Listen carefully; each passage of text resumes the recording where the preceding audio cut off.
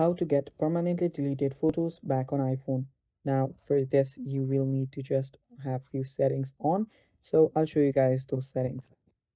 First, what you'll have to do is go to your settings, and after you're on your settings you'll need to just go to your iCloud.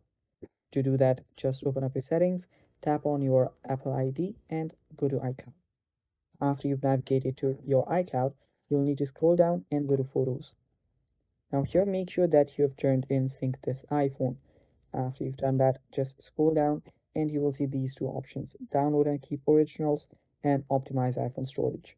Make sure that you select optimize iPhone storage, and after you've done that, your photos should start popping on your photos, and you're basically done. Make sure that you are syncing your iPhone to your iCloud, and your photos will just go and get saved on your iCloud, and you can recover your deleted photos from there later on. So that is how you get your permanently deleted photos back on your iPhone, guys. The other ways involve a paid software. You can use paid software such as alt data and your dinner share and so much more, but those are the topics for a new video. Thanks for watching. That is all for